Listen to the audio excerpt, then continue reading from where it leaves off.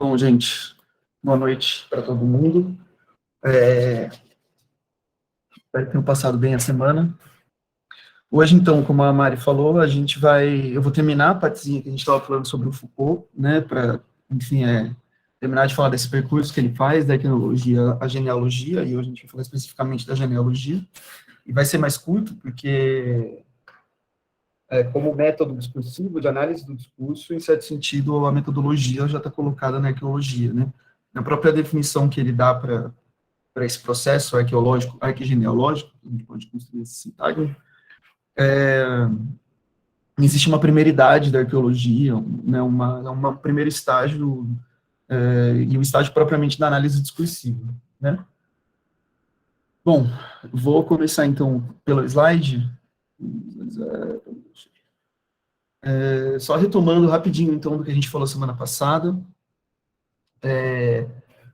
Eu comentei, então, o percurso, né, do Foucault, do arquivo, a cartografia nos livros dele, mais ou menos quais foram as questões que mobilizaram ele para cada uma das três fases que eu comentei um pouco aqui, né, das formações históricas, depois a genealogia do poder, para terminar, enfim, na hermenêutica do sujeito, né, na interpretação da subjetividade, dos processos de subjetivação, enfim, e que a gente não vai passar aqui.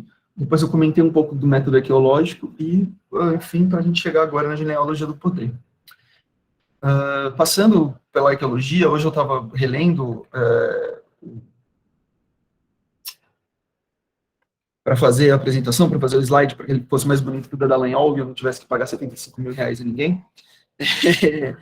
E eu acho que uma coisa importante, antes de eu só seguir, eu acho que para a gente retomar esse conceito de formação discursiva, porque ele vai ser um nó depois para o Péchet, porque eu acho que é o começo do diálogo deles, mas é também um ponto constante de atrito, tanto dentro do que é a formação discursiva, da dimensão que ela toma dentro do projeto do Péchet, né, ela é um conceito que vai do segundo texto da análise do discurso a ser, enfim, debatido até o último deles, né, que o Péchet escreve em 83, e inclusive é um dos pontos de discussão dele com o Foucault, em que ele marca efetivamente a partir do conceito de formação discursiva, como ele é apropriado pela análise do discurso, e trabalhado, é um lugar onde ele vai também marcar a diferença dele, principalmente em dois textos, a gente vai ver quais, a diferença categórica dele em relação ao Foucault, principalmente nessa aversão do Foucault, ou nessa recusa do Foucault, ou, enfim, como se queira, uma crítica epistemológica que o Foucault faz ao marxismo, aí compreendido o marxismo althusserano, que embasa grande parte do pensamento do Péchet, e também a psicanálise, que, enfim, é uma outra área de articulação da análise do discurso materialista. Bom, só retomando, então, que a questão da arqueologia do saber para Foucault era construir um método que fosse possível observar a história das ciências, a história do pensamento, a história das ideias, enfim, todos aqueles elementos que ele elenca, mas que não fosse dada uma primazia, ou sequer que fosse considerada teoricamente uma certa univocidade dos conceitos, né? Conceitos que, enfim, começaram de uma forma e se mantiveram e foram evoluindo coerentemente, e nenhuma certa coerência do tempo, né? De que esses conceitos, enfim, não só evoluíram, como eles progrediram de forma a sempre se complexificar em vários sentidos, né? Ou que a história ela é feita somente de similaridades, de similitudes e de continuidades, né? Para isso ele vai querer estabelecer quadros de diferenças e no lugar de escrever esses quadros de diferenças, então de unidades que diferem, mas que são iguais a si mesmas, né? Ele prefere então descrever sistemas de dispersão, justamente prestar atenção como aquilo que nós conseguimos construir uma unidade ela se dá não pela igualdade de si mesmo, né, de um elemento consigo mesmo, por essa equivocidade de um conceito, mas justamente por como ele se dispersa e como ele vai se transformando, ou ele vai, enfim, aparecendo justamente ali onde não era esperado, e por isso se constrói linhas, né, desse arquivo, que, enfim, é o local que ele escolhe para observar o método teórico, enfim, o conceito que ele cria, como, digamos assim, tudo aquilo que já foi dito em determinado momento. Então, com isso em mente, a definição clássica de formação discursiva, ele vai escrever o seguinte na Arqueologia do Saber. No caso em que se puder descrever, entre um certo número de enunciados, semelhante sistema de dispersão, né, então, ou seja, semelhante sistema de pulverização de enunciados, né, de uma mesma ordem ou de uma certa regularidade, mas que se dispersam em várias disciplinas ou em vários campos. E no caso que entre os objetos, os tipos de enunciação, os conceitos, as escolhas temáticas, ou seja, tudo aquilo que faz parte de uma ciência, né, quais objetos que as ciências escolhem para si, quais tipos de enunciados, se vão ser, quais modalidades, né, enunciativas, se vão ser ciências mais descritivas, mais narrativas. Uma coisa que ele percebe no nascimento da clínica é que, por exemplo, a medicina se torna muito mais descritiva, mas ele questiona se só pela descritividade da medicina é possível definir ela. Enfim, a mesma coisa para os conceitos, as escolhas, né, então, quais são os campos a serem abordados, quais são o instrumental teórico a ser mobilizado, se puder definir uma regularidade, então, tanto pela dispersão, quanto por essa escolha mais específica de cada topologia científica, né, enfim, ele fala que se, frente a esse semelhante sistema de dispersão e esse sistema de regularidade, diremos por convenção que se trata de uma formação discursiva. Uma coisa, enfim, que vai ficar mais importante lá na frente, mas é bom já comentar aqui, é que para o Foucault, e eu acho que é possível a gente observar a Arqueologia do Saber, ele não dá muitas nomenclaturas, né, para as formações discursivas, algo que é muito mais claro numa análise do discurso materialista. Quando vamos falar de uma formação discursiva socialista, de uma formação discursiva comunista, os trabalhos depois, posteriores, né, principalmente realizados no Brasil, falar de uma formação discursiva racista, homofóbica, ou falar de uma formação, como um amigo meu, um colega, o Fábio Ramos Barbosa Filho, escreveu, uma formação discursiva anti-africana, né? Essa predileção pela nomeação da formação discursiva no Foucault, ela é um pouco menos aparente. Quando ele fala ele não tenta nomear, por exemplo, o modo como se falava da sexualidade, ele falava de um dispositivo de biopoder, enfim, mas essa rede de enunciados, ele vai ainda se referir a isso como, por exemplo, uma formação discursiva que se distribui sobre a loucura, que se distribui entre a medicina, entre o jurídico, enfim, é muito mais o sobre algo do que uma formação discursiva que recebe um nome. E ela está muito, enfim,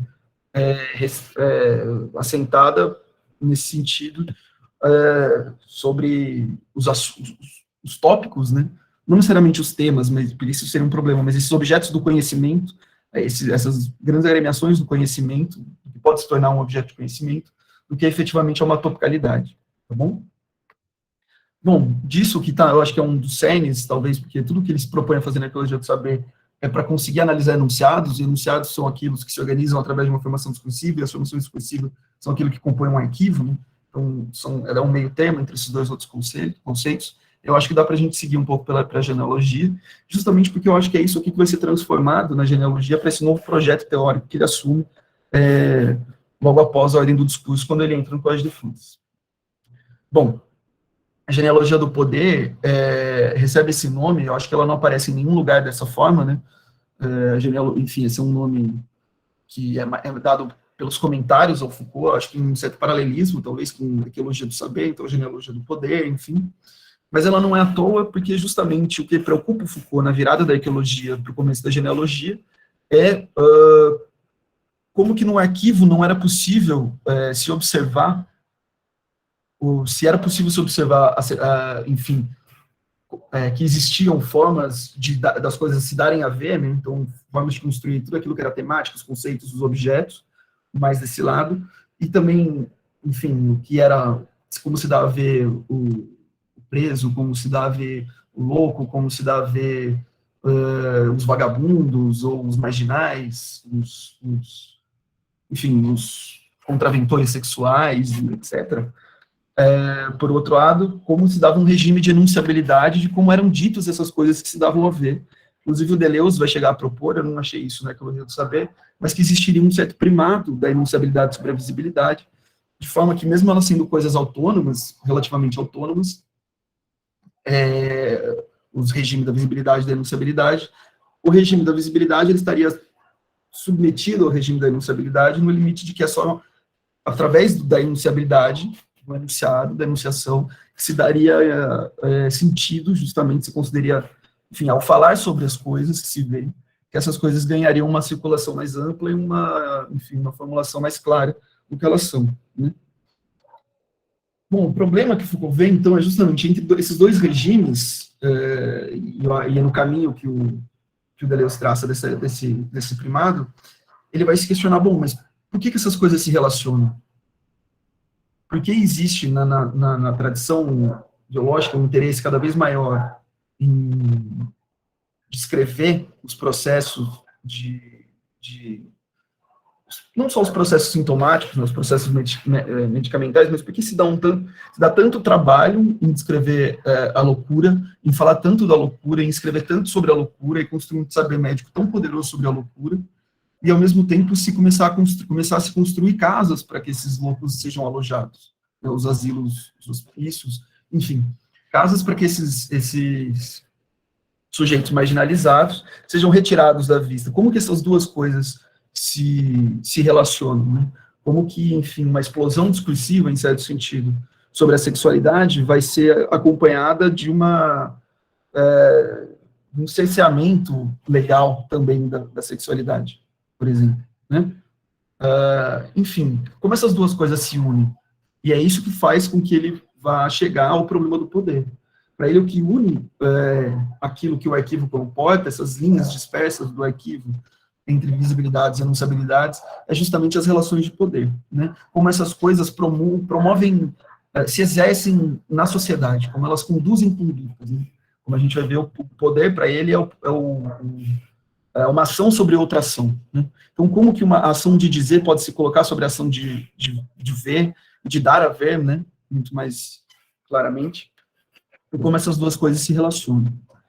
Para isso, então, e é aqui que a gente vai discutir, ele faz uma crítica da origem das coisas, porque se a gente precisa olhar como essas coisas se relacionam, é preciso entender, de alguma forma, a gênese, né? Genealogia remete a isso, remete à ideia da formação das coisas, como essas coisas se deram, como é que essa trama de linhas de força que ele podia observar no arquivo, um estado que a gente pode chamar mesmo que ele vá fazer um percurso histórico, tomando aquilo como um estado concretizado, em certa medida, como aquilo veio a ser, para que aquilo se tornasse daquela forma, né? Então ele vai fazer uma crítica da origem, discutindo com os historiadores, novamente, o grande interlocutor dele é a história das ciências, do pensamento, enfim, para depois conseguir construir uma analítica do poder a partir dessa crítica da origem, beleza? Esse é o que ele escreve no Nietzsche Genealogia e História, no Genealogia e Poder, que é uma das primeiras aulas que ele dá no curso Em Defesa da Sociedade, em que ele fala o seguinte: chamemos provisoriamente genealogia o acoplamento do conhecimento com as memórias locais, que permite a constituição de um saber histórico das lutas e a utilização deste saber nas táticas atuais. Veja, o que ele está chamando a atenção aqui, quando ele fala o acoplamento do conhecimento com as memórias locais, ele chama a atenção, e essa é a discussão nessa primeira aula que ele dá, para a ideia de que a ciência, né, lembrando a preocupação que ele tinha com a vontade de saber, vem conquistando cada vez mais espaços, e conquistando, agremiando cada vez mais poder, e se embrenhando cada vez mais na sociedade. Esse é digamos assim, o diagnóstico que ele faz da vontade de saber. E aí o questionamento dele, quando ele vem supor essas genealogias, né, esses estudos de como que enfim, entre a ciência e entre o conhecimento, mais especificamente, né, não necessariamente a ciência, entre um saber e as relações sociais, por exemplo, por isso que ele fala de lutas, os lugares não necessariamente mediados pelo Estado, então esses lugares nas margens, essas instituições não centrais, né, como que esse contra-saber, esse saber, enfim, saber outro, né, eu não gosto muito dessa formulação, mas enfim, como esse saber outro, em relação com o conhecimento, permite a constituição de um saber histórico dessas lutas, e como que esse saber, feito, enfim, pelo poder, pelas instituições, ele é utilizado nas táticas de sobrevivência social, certo? Essa que é a preocupação dele, não só dele, ele faz um diagnóstico de vários trabalhos que estavam nascendo naquela época, e nesse sentido a gente pode falar do Defer, que fez com ele o grupo de estudo, não era grupo de estudo, é grupo de informações sobre as prisões, o GIP, o Deleuze e o Guattari, que eram colegas contemporâneos, e outros escritores, eu acho que é possível incluir aí o Derrida, enfim, autores que buscavam também fazer essa genealogia e essa contrariedade, enfim, é o que a gente vai ver, a esse pensamento, né, que garante pela história dos saberes, pela forma como são narradas a história desses saberes, garante o seu poder na sociedade. Bom, como dito, ele começa pela crítica da origem, e ele vai levantar, e essa crítica da origem ele faz principalmente num texto que chama Nietzsche, a genealogia e a história.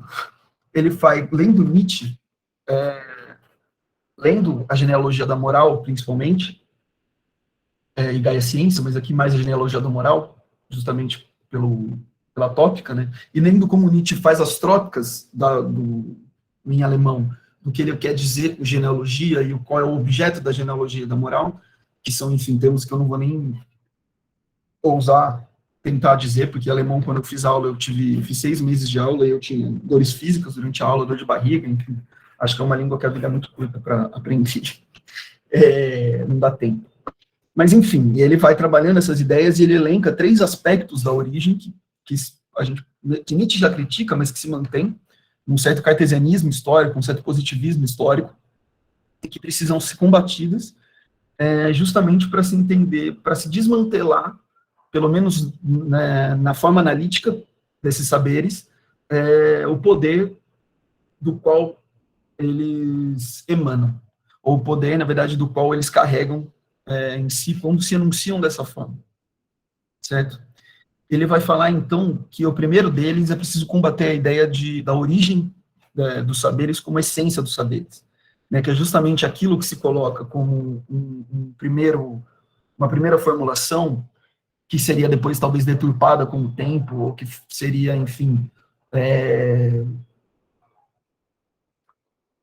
minimamente mantida e coerente. Então, esses 2 aspectos, né, uma coisa que está desde o começo e que ou é deturpada ou se repete somente com alguns acréscimos, mas o grande núcleo duro daquilo que aquela coisa que aquele conhecimento que aquele saber ele já existe na história desse saber desde o momento que ele se formula a primeira vez, né?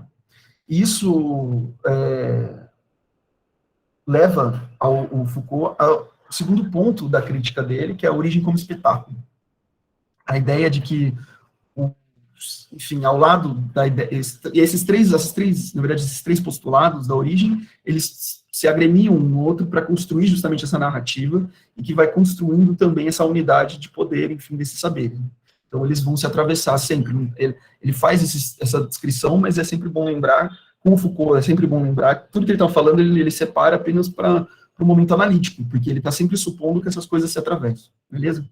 E que elas acontecem, às vezes, não necessariamente a todas juntas, mas que elas se reforçam e elas acontecem, enfim, em certo sentido, uma se apoiando na outra.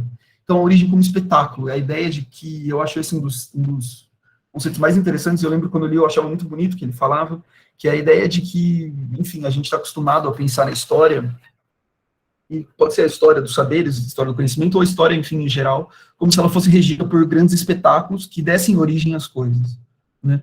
Então, eu acho que a gente pode pensar, enfim, na questão do método científico, a gente pode postular o método científico, a origem do método científico, e falar, é aqui que ele começou com o discurso do método do Descartes. Ele fala assim, desde o discurso do método do Descartes, desse momento inaugural em que Descartes foi lá, escreveu, publicou, e quando aquilo começou a ser circulado e lido e comentado, enfim, a partir dali, daquele momento, se construiu o que é o método científico.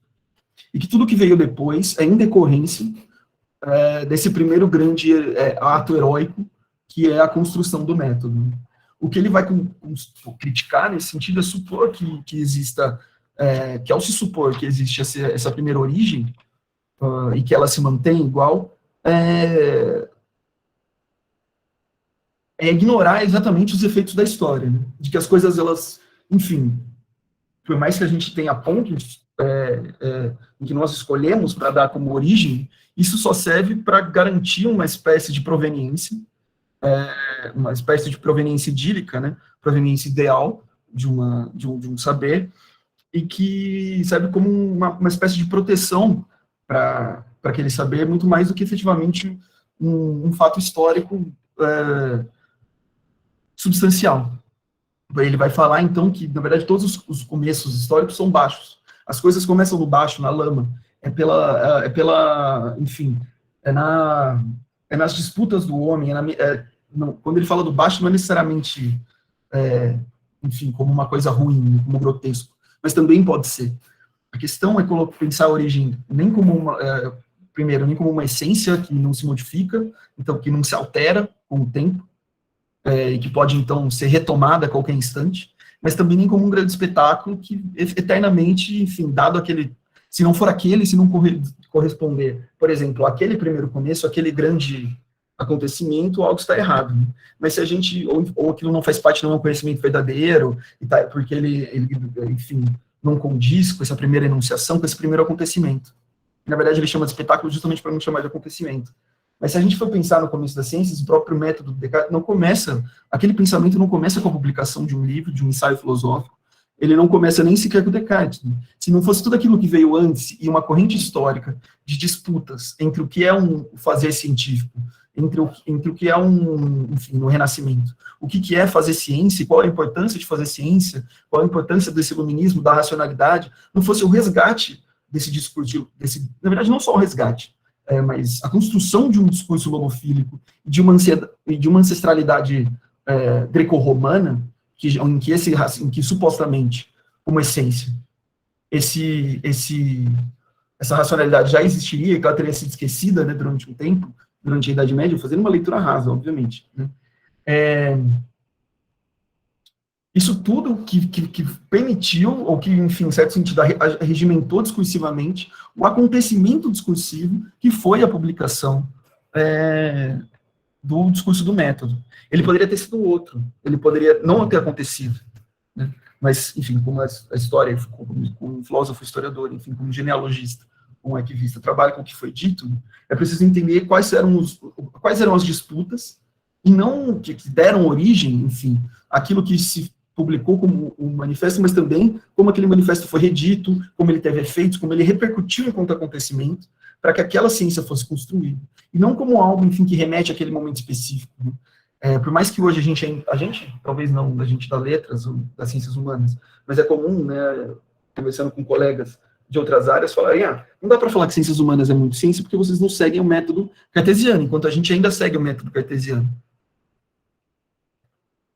Bem, é uma vontade né? É uma vontade de se remeter sempre a esse primeiro espetáculo, que é o método cartesiano, a esse primeiro momento, a essa tradição logofílica, a essa tradição da racionalidade, do iluminismo, enfim.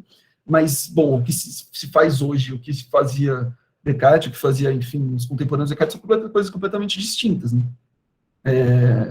Muitas coisas, inclusive, nem são comensuráveis aos postulados do que Descartes fazia, inclusive porque uma das questões, acho que no discurso do método, se eu não me engano, acho que é nesse, ele queria, uma das coisas que ele propõe é que é possível chegar a Deus através da matemática.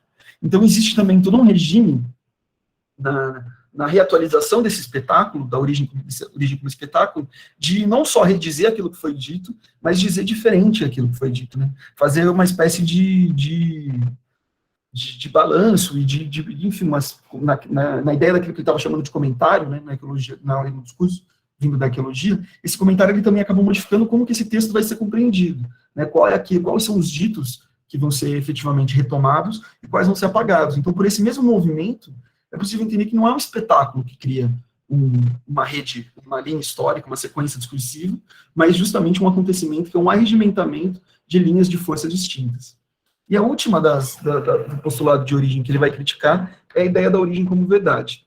Aqui a diferença, enfim, essas três origens, talvez melhor a gente entender, elas sejam como transversais umas às outras, e eu acho que essa origem como verdade, ela se assemelha um pouco à origem como essência, né? Uma essência que começa e se mantém com o tempo, mas aqui a ideia da origem como verdade, às vezes, ela aparece também, não só porque está na origem a verdadeira verdade daquele saber, então é na primeira vez que ele foi colocado, é na primeira vez que ele foi postulado que ali estava a verdade, e é preciso sempre achar como melhor dizer aquilo, né? Mas é a ideia de que com o tempo, essa verdade também vai decaindo. Então é preciso sempre um rigor de manter aquilo que foi dito como aquilo que foi dito. E é muito curioso, a gente vai ver o Peixe, e já antecipando um pouco a discussão que ele faz, ele tem um Semântica e Discurso, que é o grande livro dele, é o postulado dele. Eu acho que se não tiverem acesso a nenhum texto da análise do discurso pechetiano, mas só a um, precisarem ler um, eu diria para ler esse livro, porque por mais que ele retome conceitos anteriores e tenha coisas que ele vai retificar depois, eu acho que ali tá efetivamente a teoria dele, né? E ele faz, uma primeira parte do que ele faz é justamente um balanço do que era a filosofia da linguagem e a linguística. Como que essas duas, a história dessas duas disciplinas, como a gente vai ver, ele também se interessava pela história das ciências, onde ele começa o percurso dele, e ele vai justamente sempre criticando a ideia de que, bom, na filosofia da linguagem, que é uma das maiores, se não a maior, a filosofia da linguagem, a lógica, né, das maiores correntes, tradições filosóficas que se preocupa com a ideia de verdade, né, junto com a epistemologia, a metafísica, enfim, mas é aquela que se preocupa com a expressão da verdade, é sempre uma questão de restituir a língua, restituir a linguagem, aquilo que falta pela própria existência dela. A língua como um elemento falho que não consegue reproduzir a verdade. Então, existe uma origem, nesse caso, né, estou explicando essa origem como verdade, vem da ciência lógica, essa origem está inscrita na referencialidade das coisas do mundo, né, a origem do sentido, a origem da verdade, são as coisas, e nela está, então, a verdade dessas coisas, e o que a linguagem humana, o que a língua deveria fazer, era expressar da forma mais apurada possível, da forma mais acurada possível, essa verdade pré-existente que existe nessas coisas a serem narradas. E aqui tem um diálogo importante com Foucault, mesmo que não esteja estabelecido nos textos, e é possível fazer esse aporte, nessa essa transição. E toda a crítica que ele vai fazer, bom, justamente, então, por conta desse primeiro preconceito, desse primeiro postulado, que é um postulado, por definição, de escolha, é uma escolha, pensar assim, escolha no sentido, não há nada, efetivamente, nas coisas e nas palavras que supostamente permitiria que a gente fosse tão categórico assim, né? Mas ele vai falar, essa discursividade científica, da lógica, da linguística, de imaginar que existe uma pureza de verdade nas coisas, e que dela emana a verdade, e que a língua natural vai, de alguma forma, maldizer essa verdade, por conta das ambiguidades, por conta das ilusões de pensamento, enfim, toda uma querela que existe dentro da lógica, principalmente a partir, enfim, entre Frege, Leibniz, Frege, Russell e o primeiro Wittgenstein, com quem ele está dialogando mais ali, o ideal seria, então, criar uma linguagem possível de acessar essa verdade, de dizer essa verdade, de redizer essa verdade, constantemente, essa verdade das coisas, da forma mais objetiva possível, de forma que ela fosse sempre igual a si mesma. Enfim, e é contra isso que vai se erigir, tanto de um lado do outro, a análise do discurso. Né?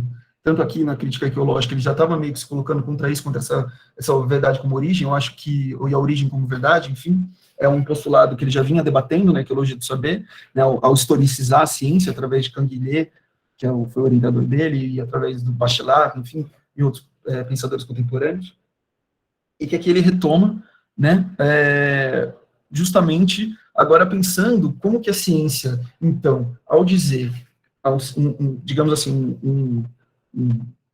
uma formação disciplinar de um saber, no seu estado atual, ao colocar a sua essência na sua origem, que é uma origem espetaculosa, e que ali está a verdade, em que é sempre preciso remeter a ela, cria também, propicia todos aqueles elementos que a gente viu na ordem do discurso, de, por exemplo, os privilégios de quem pode dizer, porque é só quem teve acesso à história dessa origem espetacular, essencial e verdadeira, é só quem consegue se embrenhar ao ponto de ser reconhecido o seu discurso como um discurso que pertencia àquilo, certo? E ele vai ver nesse movimento de adesão e de vontade de ciência, e vontade de ser ciência, um problema não só da ordem do saber, então da ordem de como se constrói o pensamento, mas também da ordem do poder e de como esse poder pode agir e tem alguma força sobre a sociedade.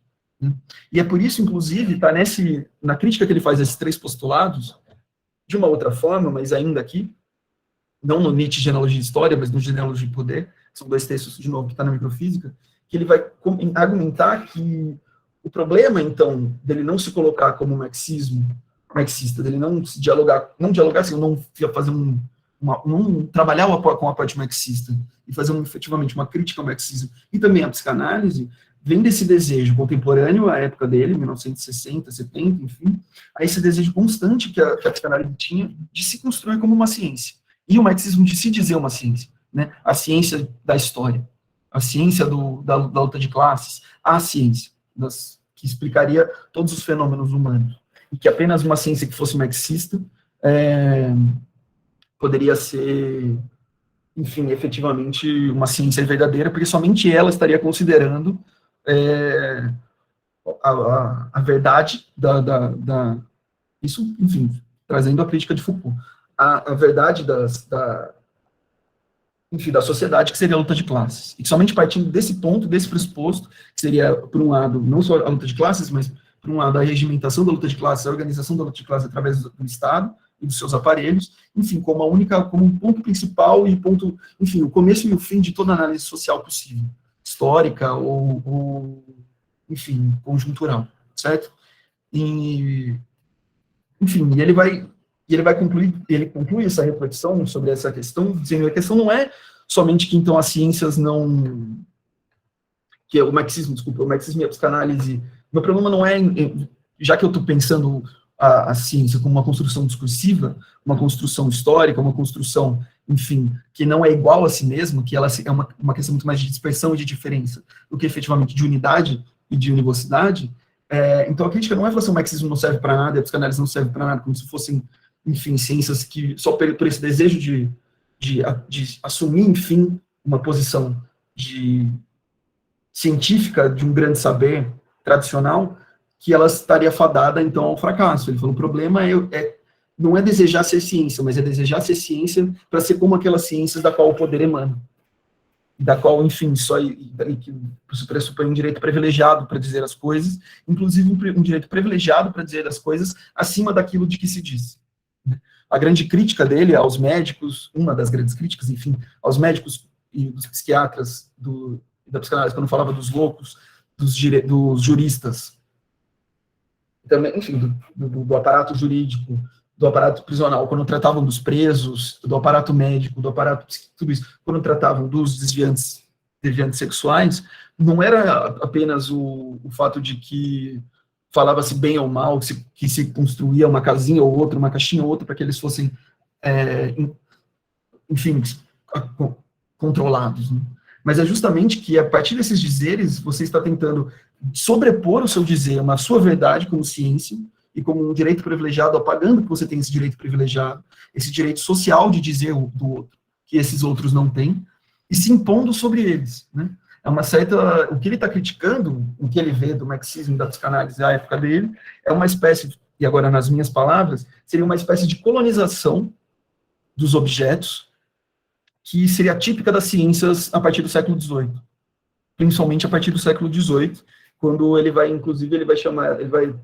discutir sobre das sociedades disciplinares, primeiro, que é transformar o estudo dos homens, da humanidade, né, dos homens é como ele fala, mas das pessoas, para transformá-las em um objeto capaz de controle, e depois o biopoder, que é não mais observar cada pessoa na sua unidade como objeto, mas observar a sociedade, a população, como uma amálgama de sujeitos que precisa ser controlado. Então, o que ele está colocando é que esse desejo de colonização, da qual a ciência contemporânea a ele, não só a ele, eu acho que até hoje a gente pode falar disso, mas da qual, enfim, a ciência racionalizada, a ciência que se baseia nesses três postulados, o poder que elas emanam de colonização desses sujeitos ao qual o marxismo e a psicanálise gostariam de aceder, e poder ter essa mesma verdade. Então, o que ele critica aí, enfim, é muito mais esse desejo. Nossa, meu Deus do céu, que susto. Rapaz. Nossa, mãe. Não, vamos lá. Meu Deus, quase chorei agora. O que aconteceu, FIFA? Não, alguma coisa, algum microfone aí, eu acho que saiu um som. Eu assustei. Acho que foi de alguém aqui que entrou sem querer. Não, tranquilo, só que eu assustei, eu tava pensando. Hoje eu tô com a cabeça mais, enfim, digredinho mais do que antes, tá difícil. Mas vamos lá. Imagina, tá ótimo. Tá ótimo. obrigado, para finalizar essa crítica da ciência que ele faz, por exemplo, ele já havia mencionado a psicanálise como uma forma de contraciência, né? Uma forma de se opor a esse desejo, mas ele vê ainda uma problemática, principalmente naquilo que ele vai chamar de uma conquista, um monopólio do desejo, né? No que é o desejo do outro, e o marxismo, no que seria um monopólio da verdade das lutas sociais, enfim, um desejo, em certo sentido, predatório e de domínio, e que ele se opõe porque está querendo aceder ainda a essa mesma forma de ciência, que não diz com os outros, mas diz por sobre os outros, né? E, enfim, isso é muito discutível, é possível rever esses posicionamentos, enfim, eu acho que isso está em pauta, mas é pelo menos da onde ele está vindo, de onde estão vindo as críticas dele a esses saberes. E que ele vai falar que é preciso que o marxismo e a psicanálise, então, abra mão desse desejo de ser a ciência, com a verdade, né, e que siga esse mesmo pensamento de que é preciso que você, para falar do desejo, você seja psicanalista, e para falar da relação de classe, das relações sociais de força, relação de poder, você seja marxista, psicanalista do desejo, marxista, para que efetivamente se possa dizer alguma coisa sobre isso, né? É abrir mão desse desejo para que seja um saber que se constrói com, e não um saber que se constrói por sobre. Então, que se some uma atitude do que ele vai chamar de uma anti-ciência, né? Que eu anotei aqui, eu esqueci de colocar, que é a ideia, vou ler para vocês um segundo, a ideia de que, está mais para trás, eu estou indo para frente. Um segundinho. Acho que eu não coloquei porque eu nem ia falar disso, mas aí eu estava lendo aí do marxismo, eu vou falar disso hoje, achei melhor, para não parecer que eu estou escondendo alguma coisa. Ciências. Estava aqui e eu perdi. Beleza. Hoje, negócio de poder. Uma insurreição dos saberes, antes de tudo, contra os efeitos de poder centralizadores. São os efeitos de poder próprios a um discurso considerado como científico que a genealogia deve combater. A questão não seria saber se a psicanálise, o marxismo e a semiologia literária são ciências, mas o que se apaga, se subordina, se desqualifica para que sejam consideradas ciências. Esse é o problema dele, não só, enfim, com essas disciplinas do conhecimento, mas com todas. Isso é, para se dizer ciência, o que você está calando? Ou seja, quais sujeitos e quais redes de poder você está mobilizando, e o que você está apagando quando você se diz que você é ciência. E o que isso significa, enfim, num contexto social. Bom, depois dessa digressão, voltando para a crítica da origem, ele vai defender que no lugar dessa origem, enfim, como essência, espetáculo e verdade, é preciso pensar em dois caminhos distintos, que ele tira de Nietzsche, que é a ideia de proveniência e a ideia de emergência. A ideia de proveniência enfim, uma forma da gente pensar a proveniência é justamente as árvores genealógicas, né? Quais são, mas não buscando a árvore genealógica, de novo, como uma essência, mas sim a árvore genealógica de conflitos. Uma árvore genealógica que se constrói de um saber, ou, enfim, de uma ciência, no caso que é o que ele está discutindo, como ela se envereda, com quais galhos ela se relaciona, não para descobrir a sua pureza original, que se mantém na história, mas justamente descobrir como essa pureza suposta, na verdade, foi fabricada com o tempo, e ela se modifica a cada conjuntura política, e não só a cada conjuntura de saber, como ele vinha pensando antes. A ideia aqui de proveniência, ela está muito ligada à arqueologia do saber, né? Se a gente for pensar a arqueologia do saber, com a ideia de arquivo, com a ideia de pensar séries descontínuas, de enunciados, enfim, está muito em diálogo justamente com isso, né? Quando ele vai falar do nascimento da clínica, história da loucura, é sempre como que aquele saber foi se construindo para ser aquilo que ele é hoje, e quais são, enfim, as modificações que ele sofreu, mesmo que ele se diga um só, né? E mostrar que esse saber, essa ciência, enfim, esse conhecimento, não é nunca uma verdade que a gente pensa, uma verdade universal, generalizante, e uma verdade, enfim, que não pode ser discutida, senão pelo método científico, né? Porque justamente o método científico, ou a construção do conhecimento, engendra poderes que apagam tudo aquilo que não faz parte dele. Então, quando a gente diz que para discutir aquilo que é, enfim, ciência não pode se discutir política, falando de uma forma bem rasa, né? Mas, ou seja, separando a ideia de saber e de poder, por exemplo, como se essas duas coisas não fossem embrenhadas uma na outra, na verdade, é apagar o fato de que ela é uma tentativa discursiva é um engendramento de forças para que não se misture e se garanta, enfim, justamente esse privilégio de apagar aquilo que se discorda, daquilo que não passou por todo aquele controle discursivo para poder se tornar um discurso científico, certo? Então, no lugar, como pela proveniência, o que ele vai, justamente o que ele vai puxar para que a gente entenda um conceito, ou que a gente entenda como o poder se constrói em articulação com o saber, é a ideia de equivocidade, de que um saber nunca é igual a si mesmo, então que uma ciência, ela é mutável a todo instante, né? Não só porque, enfim, existe a história, então ela se modifica com a história, mas porque, enfim, os sujeitos estão sempre envolvidos em relações de força, né? Então eles estão sempre em disputa, enfim, se a gente for pensar de um jeito mais pechetiano, sobre o sentido das coisas, mas justamente sobre aqueles discursos, sobre os métodos científicos, né, do ponto de vista quase sociológico, burguesiano, e aí eu acho que o pensamento dos dois se parece, a gente pode pensar como que num estado de coisas, lembrando o estado da biologia, o exemplo da biologia que eu trouxe, né, de que Mendel não era considerado biólogo, aquilo que ele fazia não era biologia, para ele, antigamente, na época da arqueologia, ele diria, então é porque existe uma disciplina em que no regime discursivo dessa disciplina aquilo não entra como verdade. O que ele está questionando agora é, bom, por que o regime discursivo dessa disciplina não assume aquilo como verdade? Porque não só é preciso manter essa coerência e esse direito de privilégio de poder dizer sobre o bios, mas porque aquilo que Mendel estava propondo não era só uma questão de conteúdo que não batia, ele dizia uma verdade que não era compreensível, não, porque ele arregimentava outras relações de poder, né, por exemplo, questionar a presença de Deus na biologia, né, enfim, e outras questões inerentes, e ele está nesse embate, enfim, de um saber-poder que cria uma diferença dentro da própria biologia, que vai transformar essa história. E são esses, enfim, esses equívocos, esses desencontros da ciência com ela mesma, constantes, provocados pelas relações de força, que vão, enfim, dar a linha da proveniência. Então, a proveniência é buscar justamente uma equivocidade. Como que ela não se equivoca no sentido, como ela erra, mas como ela é desigual a si mesma na história. Deriva disso outro ponto que ele vai defender, que também está muito perto ainda da ecologia do saber, ou é muito próximo do que ele trabalhava na ecologia do saber, que é a ideia de descontinuidade. Bom, se é para ver uma ciência, como ela se constrói no tempo, no saber, é preciso ver como ela se desencontra consigo mesmo, e como nesse desencontro que vão surgindo novas séries discursivas, pensar uma continuidade unívoca, universal daquele saber, não faz sentido, ou não é produtivo, ou, como ele vai dizer, é também um efeito de poder.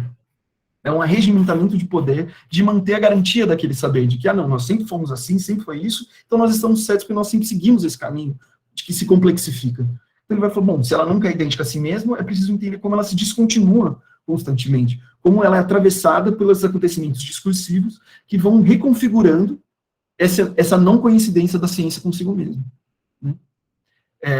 Enfim, a gente pode pensar de um jeito bem simples, né? Hoje a gente não pegaria o modo como os gregos separariam os saberes, os elementos químicos, né? Os elementos da natureza.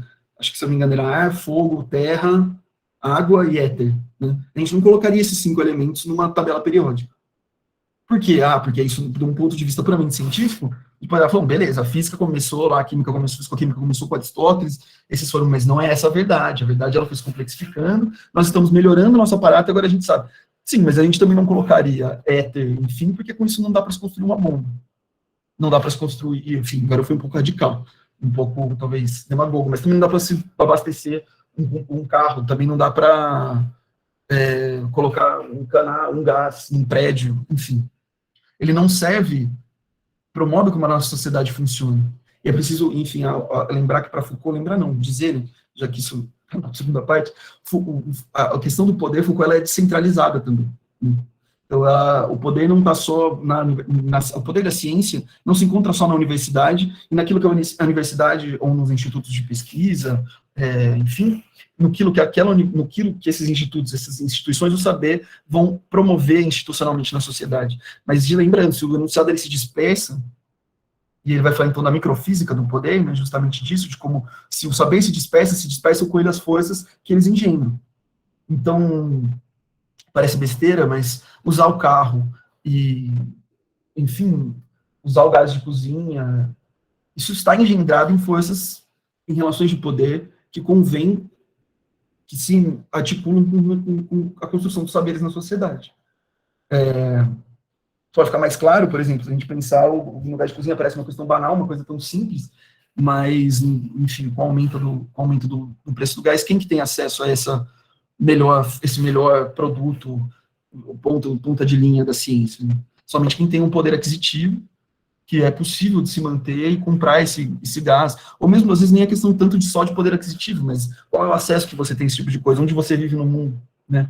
Você vive no meio por exemplo, minha família tem casa de praia numa região muito pobre do litoral sul do estado de São Paulo, fica ali perto de Cananéia, Iguape, enfim, numa praia chamada Barra do Ribeira. Lá, até muito pouco tempo atrás, tinha casa que ainda tinha fogo a lenha, assim, e não era uma questão do tipo, nossa, lá tinha energia, mas, enfim, lá é uma ilha, a balsa é muito precária, enfim. Então, a ciência, ela não é esse ente que vive no mundo das ideias e dos quais a gente está sempre buscando, né? Ela está embrenhada nas relações sociais da qual ela vai interferir, necessariamente, numa embreada numa divisão de sujeitos, numa embreada num controle de sujeitos, né? Enfim, e é tudo isso que ele está buscando levar em conta quando ele fala efetivamente da descontinuidade. Como que essa descontinuidade de um saber, ela também está se embrenhando numa descontinuidade das relações de poder, na evolução dessas relações de poder, certo? Enfim, por outro lado, ele vai falar que se não é para a gente observar, ou se não é produtivo, ou se é até opressivo olhar para a ciência dessa forma, né, como ciência, espetáculo e verdade, é preciso também entender como ela emerge, não da onde ela vem, não só da onde ela vem, como ela se constrói no tempo, mas como ela emergiu em consciência. Ou seja, o que estava em jogo no momento em que ela se constrói. Quais eram efetivamente os combates? Ele vai usar esses três termos. Né? Quais eram os combates que estavam sendo travados, num sentido científico-social, no momento em que determinado saber foi constituído? Ou que essa determinada sequência discursiva desse saber, essa determinada formação discursiva desse saber foi constituída? O que causa a troca de uma para outra? Por que até determinado momento,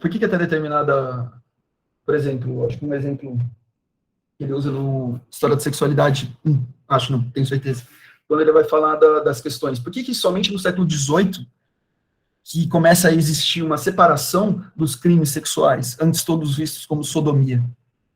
Né? A sodomia, ela era entendida como enfim, qualquer prática sexual desviante, se não era entre um homem e uma mulher num casamento, ou, enfim, pelo menos um homem e uma mulher, numa relação heteronormativa, enfim, era visto como sodomia. Então, a mais clara, quando a gente fala de sodomia, talvez seja,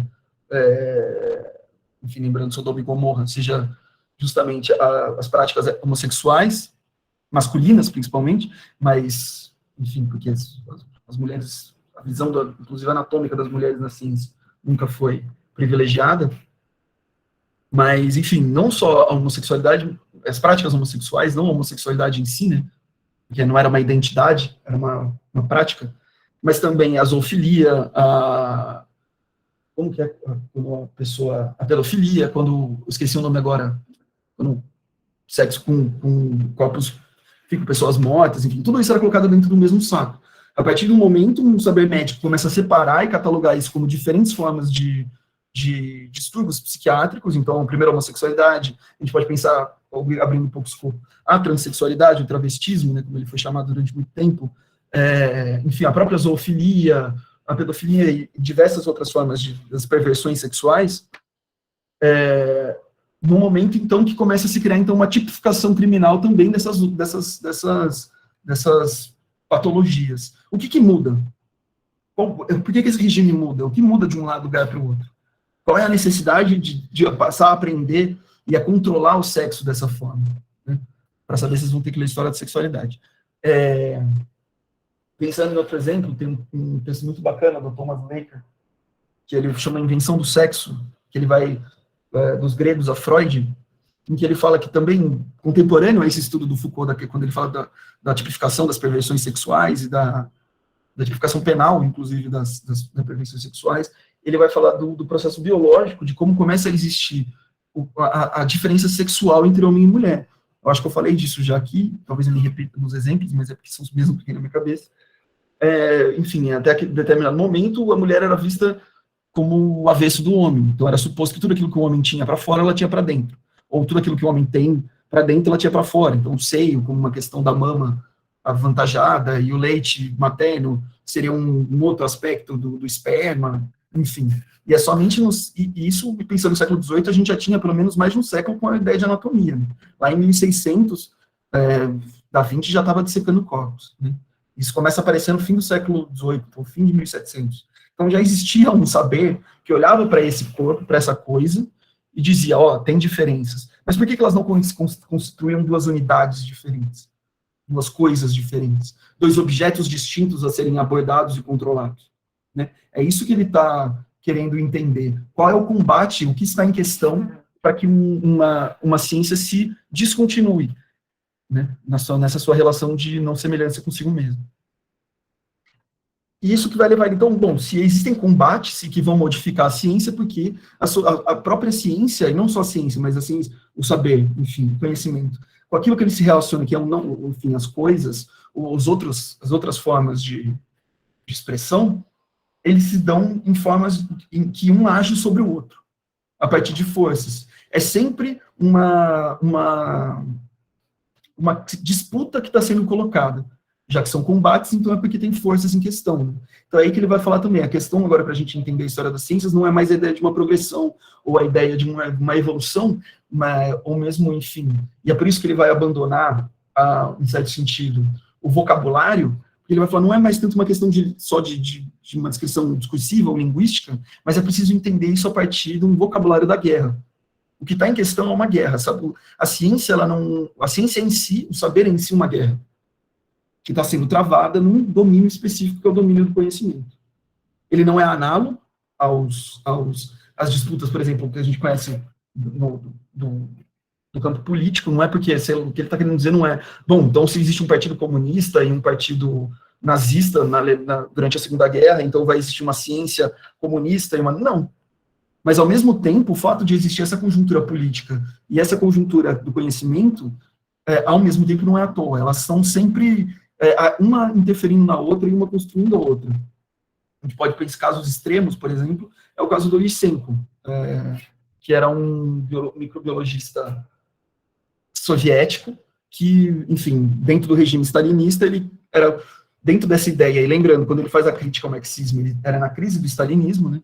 Então, que dizia que a ciência biológica, o Lysenko dizia, para a ciência biológica ser uma ciência, ela precisava ser marxista. Então, ele trazia postulados do socialismo, postulados políticos, como, por exemplo, a igualdade, enfim, outras coisas, e colocava assim, negava a genética, esse era o processo dele, para colocar, enfim, os postulados marxistas, socialistas, leninistas, na origem do pensamento microbiológico. Né?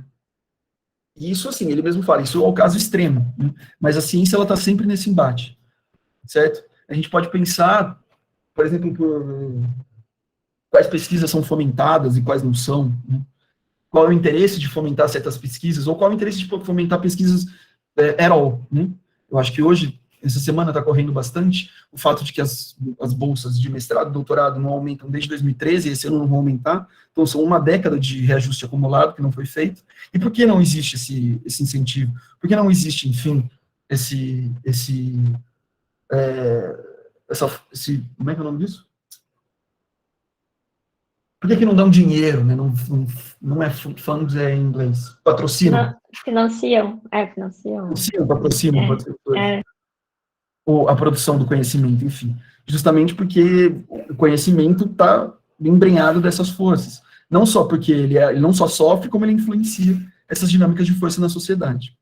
Então, pensar em emergência, efetivamente, como uma análise de combates, de relação de forças entre agentes distintos, dispositivos distintos, e pensar sempre, então, a partir de acontecimentos. E o acontecimento sendo justamente uma disrupção dessas forças, uma reorganização dessas forças que se dá em determinado momento histórico e que inaugura, então, uma nova linha, uma nova sequência, enfim, um novo momento nessa genealogia de um poder, seja ele necessariamente científico ou na relação entre ciência, ou entre o conhecimento e a as coisas a ver, né?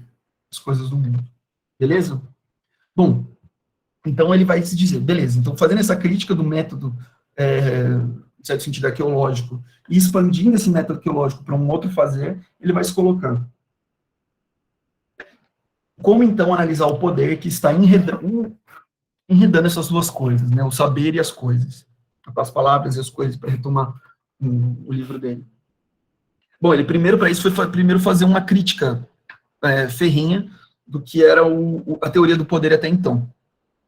E ela vai se... O problema, enfim, e ele vai fazer essa crítica, mas ele vai falar que todas as genealogias, ou todas essas teorias contemporâneas a ele, que estavam tentando se contrapor a essa ideia de uma ciência unificadora, universal, unívoca, enfim, possuidora da verdade sobre as coisas, elas tinham pelo menos duas questões em comum. O que é o poder, efetivamente, qual é a natureza desse poder, até então visto como uma questão do Estado, principalmente, ou ainda, diz ele, quais são os dispositivos de poder, quais são as coisas da sociedade, quais são os elementos da sociedade que organizam o poder. E o modo como ele vai encontrar para responder isso é se opondo basicamente à ideia de um economicismo do poder. E aqui é muito curioso, porque enfim, o Foucault até hoje, ele é muito acusado pelos marxistas contemporâneos a ele, mas até hoje eu tenho o Lencourt, que escreveu um texto sobre a genealogia do poder, também sobre a ecologia do saber, enfim, em que ele foi acusado de um certo idealismo, ou até de um liberalismo, quando ele fala do poder, quando ele fala, principalmente depois da subjetividade, por não considerar, por falar que ele desconsidera o Estado, que ele desconsidera a luta de classe, que ele desconsidera a contradição, ou basicamente por não seguir o marxismo.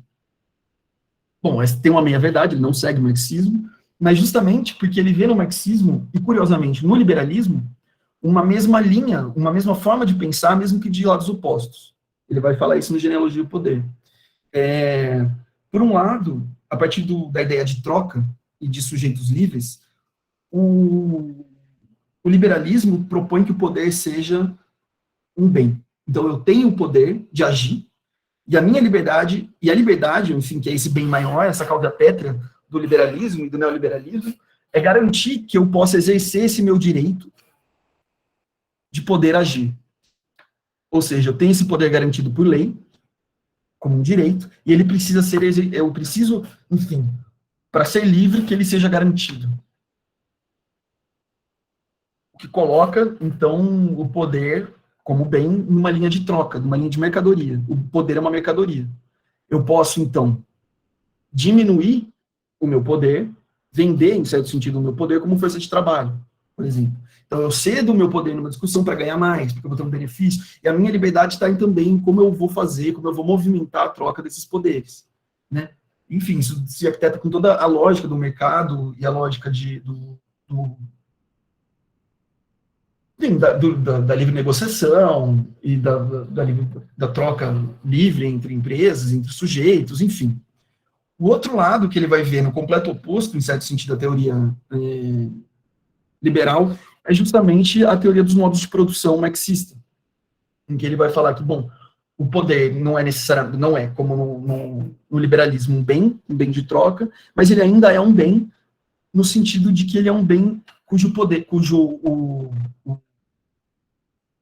um instrumento que está a favor da classe dominante. Então, ele é criado pela classe dominante, e ele é exercido pela classe dominante através do Estado, né, como enfim, através de seus aparelhos, e aqui ele, em certo sentido, já está dialogando mais fortemente com o Althusser, a ideia dos aparelhos ideológicos de Estado, apenas e única exclusivamente com o objetivo de manter aquele modo de reprodução como tal, ou seja, de subjugar a classe trabalhadora e de privilegiar e colocar no poder e manter o ideário e manter a formação social de forma com que a burguesia continue no poder. A crítica dele é, bom, mas nesses dois casos, o poder como bem não explica toda essa marginalidade da sociedade que se dá além do Estado, ou no caso do liberalismo, que se dá dentro das instituições cuja questão da mercadoria e do econômica não está colocada. Né? Então, seja pela via do valor de mercado, seja pelo economicismo de uma infraestrutura né, que precisa de uma superestrutura para se manter, e o poder ser uma questão da superestrutura, ele vai propor que não, que ao contrário disso, é preciso entender o poder como uma troca não de bens, mas de forças, como um exercício. O poder é algo que se faz, é uma ação, e é uma ação que se faz sobre outras ações. Então, o poder, por exemplo, se a gente fosse pegar os próprios exemplos do Foucault, não é só prender alguém por um aparelho repressivo do Estado, mas é prender alguém de uma forma específica e construir todo um aparelho que garanta que aquela pessoa continue presa e que ela mesma se entenda como preso dentro daquela prisão. Né? Ou, de outra forma, se a gente for pensar o poder em relação à sexualidade. O poder aí não seria, por exemplo, um Estado que reprime a sexualidade, que não deixa que se fale de determinadas coisas, que não deixa que se faça certas práticas sexuais. O poder não se equivale ao poder jurídico, né? Seja pelo lado de uma crítica burguesa, seja pelo lado liberal, né, da cidadania. O poder não é o poder jurídico. O poder jurídico é uma materialização discursiva do poder. Mas o poder também se dá, por exemplo, na psiquiatria, quando é convocado que esses perversos sexuais digam constantemente do seu desejo e se fale constantemente sobre esse desejo dessas pessoas. Né? Que se construa um saber cada vez maior para que se consiga dominar e cada vez mais minuciosamente controlar o que significa aquela existência daquela pessoa. Para que ela seja cada vez mais categorizada, para que ela seja cada vez mais controlada e que a existência dela seja cada vez mais enquadrada dentro desses dispositivos do poder. Certo? Então ele vai falar se o poder se exerce, o que é esse exercício, o que consiste, qual é a sua mecânica. Essa é a grande questão que ele coloca para como analítica do poder, como essa segunda proposta dele, que é entender. Bom, se o poder aqui se exerce, por exemplo, se existe um poder médico se exercendo, o que é esse exercício? Como ele se exerce? Qual é a sua mecânica? Né? E é por isso que ele vai estudar a prisão, não só a prisão, por exemplo, ir lá numa prisão e estudar, enfim, o Código Penal e falar, beleza, aqui que está o problema, enfim. Não, ele foi entender como que a prisão de hoje em dia ela foi criada, como que ela foi articulada no fim do século XVIII, pelo... Puta, me fugiu o nome do cara agora. O panótico. Depois vocês procurem. Como que o Bentham pensou o panótico, que era uma prisão ideal, e como que aquilo se tornou uma discursividade, um dispositivo do poder que foi gerar sociedades disciplinares. Né? Ele não está sugerindo que até hoje nossas prisões sejam panótico, que elas sejam, para quem não sabe, né, a ideia do panótico que Bentham sugere é que, ao se entender como era para criar a melhor prisão possível, o que era a melhor prisão possível? Era uma prisão em que fosse possível observar todos os presos para garantir que nenhum dos presos fosse fugir ou cometer algum outro delito, e que esses presos, então, se mantivessem e também sempre controlados, então, que era para introjetar nesses presos a própria vigilância, de forma que eles mesmos quase não precisassem mais ser vigiados. Então, qual que era a proposta dele? E era fazer um ciclo, em que a prisão, e é essa imagem que eu coloquei aí para vocês verem, de dentro da cela de um preso, um ciclo, uma torre no meio, e que na torre seria a torre de vigília, e em volta os sujeitos imprisionados, encarcerados. Né? Qual que é o efeito que se constrói? Bom, por estar no centro, quem está na vigília consegue a todo momento ver todos os presos, né? Um ciclo de 360 graus. Ele tem acesso a todos esses presos. Das celas, os presos são vistos por todos os outros, não por todos, mas por quase todos os outros presos, e consegue ver pelo menos 70% desses presos, vamos supor. Porque eles estão em ciclo, e as celas são abertas, né? Elas não são fechadas. Ou seja, existe um vigília no centro que pode vigiar todos, e existe os próprios presos se vigiando. Isso cria um efeito, enfim, primeiro arquitetônico e depois discursivo, dispositivamente, da ideia de que não é preciso nem que tenha ninguém no cerco, na torre. Porque a própria ideia de que tem alguém que pode estar te vigiando, compartilhada com todos os outros vigiados, seria suficiente para que se mantivesse o controle. O que ele vai discutir é que isso, que se tornou era um documento, uma proposta, se tornou um mecanismo do poder, que é a forma justamente das sociedades disciplinares, que se espalhou das prisões para os hospícios, para os hospitais e para as escolas, e a gente pode ver isso em outros lugares, que é a ideia de que não só os professores têm que controlar os alunos, não só o médico tem que ter o controle do doente, ou o controle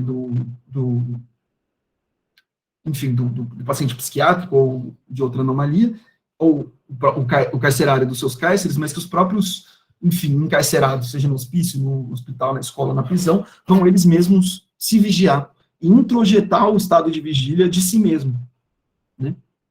Então, é isso que interessa a ele, como que um saber que vem da arquitetônica, que vem, enfim, da filosofia, porque era isso que o Jeremy Bentham era, vai se tornar uma forma de poder, que vai se enveredar por toda a sociedade e fazer com que, não importa onde, a gente esteja sempre, em alguma medida ou não, vigiando-nos uns aos outros. Certo? Outra forma desse poder, eu acho que eu não coloquei aqui, seria o biopoder, que é enfim, falei já um pouco disso, que aí não é mais, enfim, não vem necessariamente mais da filosofia e da arquitetura, né, da construção civil e do direito penal, mas vem agora da biologia, né? Então, o crescimento cada vez maior, enfim, o crescimento das populações e a necessidade de controle dessas populações, não só pelo governo, mas também, né, mas também de uma forma do Estado, mas também das outras instituições, foi se articulando com o saber de forma a que fosse possível cada vez mais analisar fatos de população. Então, acontecimentos populacionais. Então, o que eu conseguisse observar a queda ou baixa de natalidade, a queda ou crescimento de natalidade, queda ou crescimento de mortalidade de uma sociedade, ou, enfim, se a gente for pensar agora no coronavírus, o que pode soar contraditório, pensando que se não fossem esses mecanismos, a gente estaria talvez mais numa situação ainda pior do que é. Mas, por exemplo, controlar quantas pessoas se infectam por dia efetivamente, quantas se vacinaram, quantas... Por um lado, isso é bom, por um lado é como a gente conseguiu controlar a pandemia. Mas a gente conseguiu controlar a pandemia porque, primeiramente, a gente já tinha todo um dispositivo social pronto para ser acionado para que a população fosse assim controlada. Porque quem controla o Estado, e a gente percebeu, quem controla, desculpa, a população, e a gente percebeu isso na pandemia, não é necessariamente o Estado com E maiúsculo, né? O governo, ou o aparelho estatal. Tanto é que a gente viu entre os poderes uma grande confusão, uma grande disputa. Mas são os Estados com os outros dispositivos sociais, né? Digamos assim, os dispositivos, o que são os dispositivos? Né? Esqueci de falar isso. São a releitura que ele faz do arquivo, né? Se o arquivo era constituído por essas linhas de enunciado, essas sequências discursivas, ele vai transformar isso num diagrama.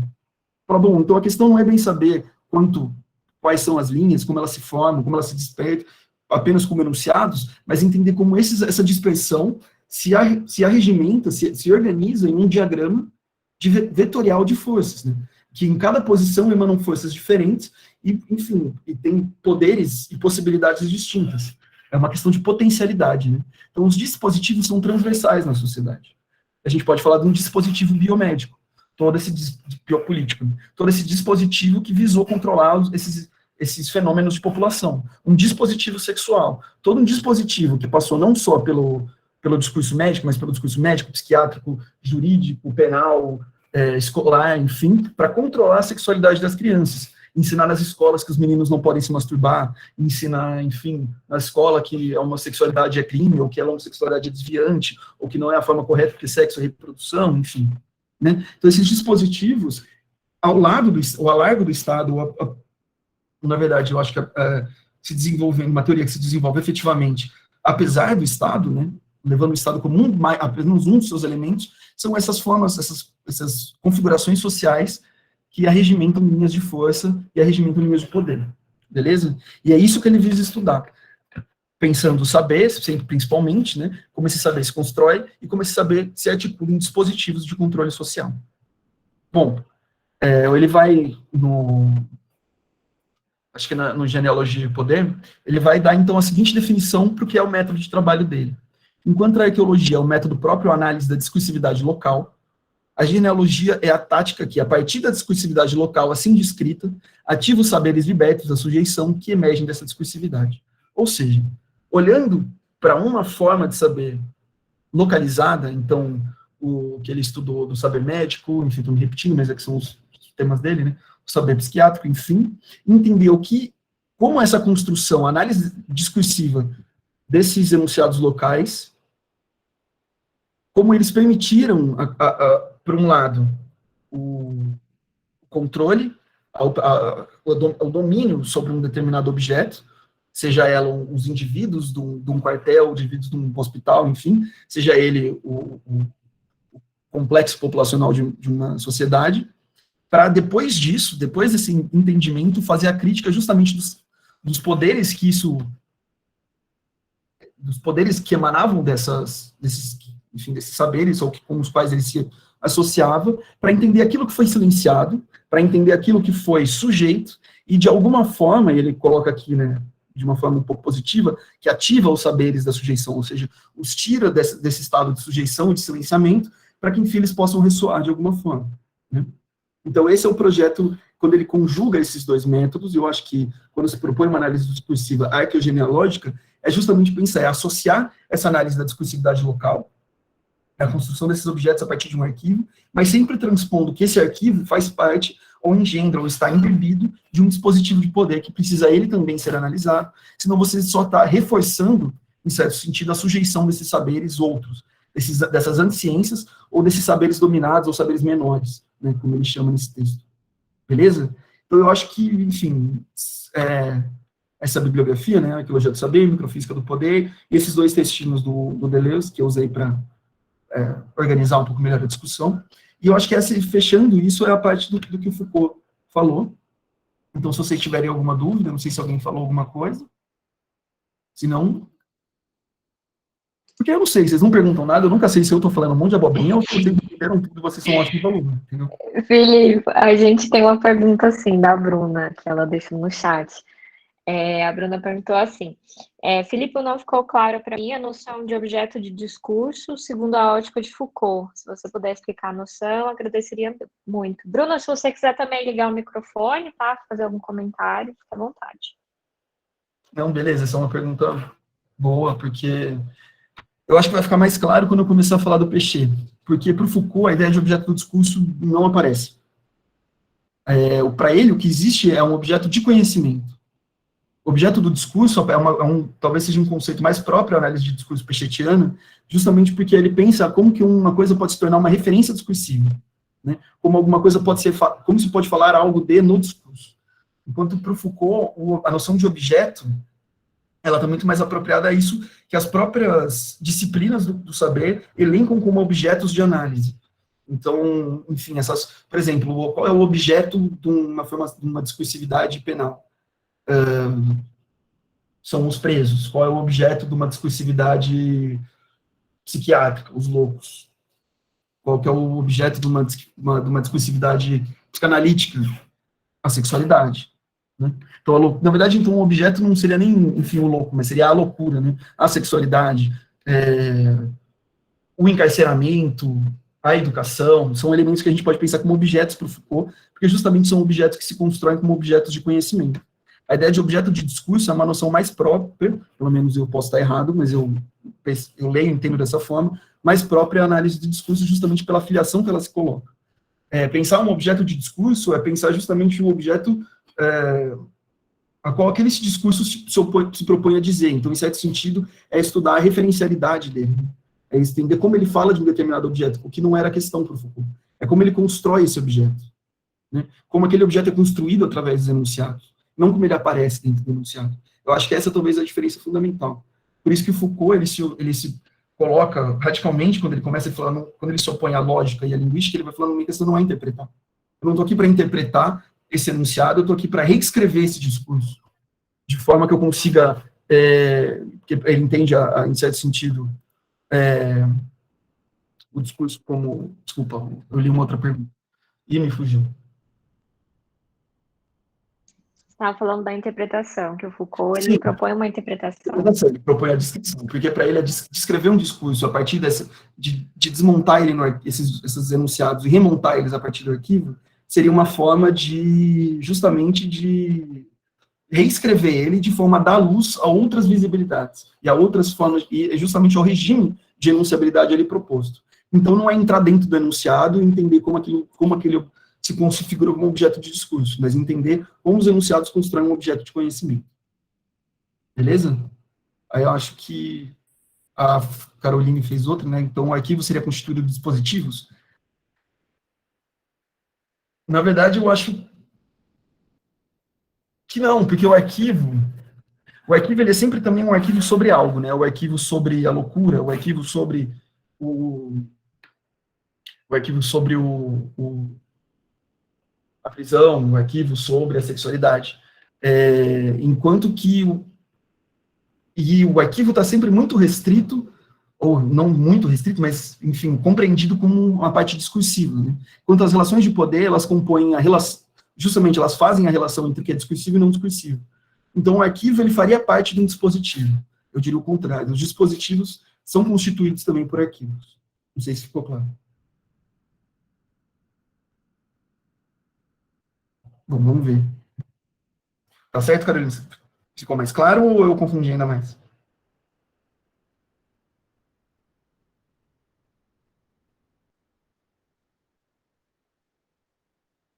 Beleza. Bom, não vai dar tempo de falar tudo, mas eu acho que eu já vou começar a falar do Peixe, porque eu falei muito do Foucault, e eu acho que a grande questão é saber como diferenciar os dois, né?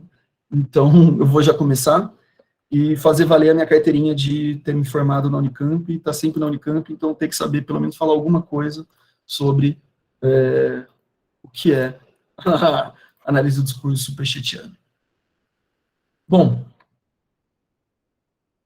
para falar do Peixe, que é uma paixão recente minha, eu demorei muito para ler, eu separei, é um pouco diferente do que eu fiz com o Foucault, né? O Foucault a gente teve basicamente 2 tópicos, foi entender a ordem do discurso como justamente algo que serve para os dois, e depois ir através dessas crises do Peixe e do Foucault, dessas crises de método, né, que ele foi criando. Para o Peixe, eu acho que é mais produtivo, não só porque eu acho que ele não cria mais métodos, né, ele se mantém num método só, ele tem um grande projeto intelectual, mas é pensar justamente como esse próprio projeto dele foi constituído e como ele foi se modificando, e quais as crises que ele tem, e como ele entrou em conflito, efetivamente, posteriormente, com o projeto Foucaultiano, justamente enquanto os dois se desenvolviam. Para isso, então, eu separei esses 7 tópicos para a gente conversar, mostrar um pouco da linha do tempo, que eu acho ela bastante importante para entender o desenvolvimento dessa análise do discurso peixetiano. Depois, e eu acho que só nesses tópicos já dá para ver uma diferença fundamental com as questões que aparecem para o Foucault, né? Depois passar para o entendimento do principal, o primeiro problema que ele enfrenta, que o Peixe enfrenta, que é a ideia de língua, sentido e enunciação. Depois ir para enfim, falar da metáfora e da paráfrase, como procedimentos analíticos, como o valor do funcionamento da língua também, formação discursiva e contradição, e aqui vai ser um principal ponto de debate com o Foucault. Por fim, a ideia de interdiscurso e pré-construído, e a ideia de resistência e equívoco. Uma coisa que, enquanto para o Foucault, eu fiquei tentando trazer, mesmo que de uma forma um pouco desorganizada, os objetos com que ele trabalhou, os temas com que ele trabalhou, é curioso que no percurso, já colocando na linha do tempo, do Peixe, ele não fez um trabalho que fosse, digamos assim, temático, né? Como a gente vê hoje, por exemplo, aquele meu amigo peixetiano que eu já citei, o Fábio Ramos Barbosa Filho. Ele estudou o discurso anti-africano no século XIX na cidade da Bahia. Então, tem um tema específico, né? Então, a formação discursiva anti-africana.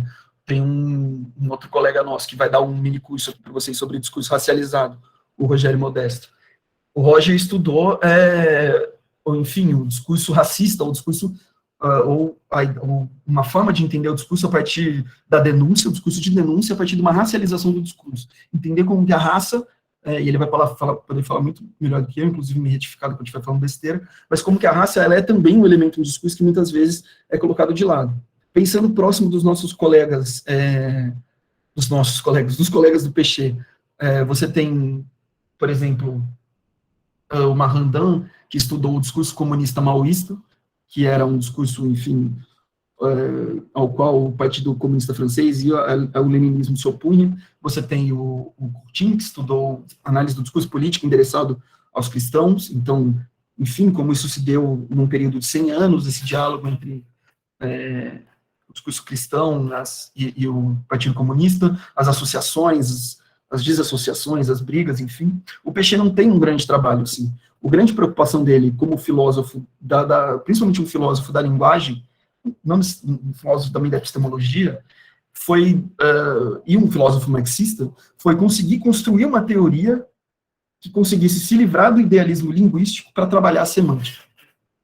Ele começa como filósofo e termina como um grande linguista. Assim, um livro que não está aí, mas que ele é extremamente importante, que é A Língua Inatingível, é uma crítica que enfim, emocionante. Se você é meio palhaço que nem se emociona com essas coisas, da linguística, assim, de coisas que a gente vê até hoje sendo colocadas. Tem muito de um certo romantismo, né, revolucionário, de querer quebrar as bases da linguística, enfim, e que não sei até que ponto seria produtivo, mas ele traz em voga as contradições da linguística de uma forma muito brilhante. Isso faz com que seja preciso trazer, para exemplificar as coisas que ele fala, exemplos que ele mesmo não dá. Porque os exemplos que ele fornece são sempre vindos da lógica, enfim, e eu acho que para a gente, elas fazem parte de uma tradição filosófica que a gente não tem, ou eu pelo menos não tenho. Então, para fazer a análise aqui, eu trouxe alguns exemplos de um texto meu que ainda vai sair, na Cadernos de Estudos Linguísticos, do IEL. Enfim, já foi aprovado, só falta eles resolverem me publicar. E aí depois, se quiserem, eu passo o nome, enfim, para vocês lerem, mas a referência eu não coloquei, porque é um texto inédito, ainda está para sair. Mas que eu falo basicamente sobre o conceito de língua, desde a análise automática do discurso até o discurso, estrutura e acontecimento, segue mais ou menos essa linha, como que o conceito de língua foi transformado durante todo esse percurso, beleza? E aí eu trouxe os exemplos que eu analisei lá. Bom, entrando dentro da lógica dos marcos teóricos da análise automática do discurso, é possível começar em 1969,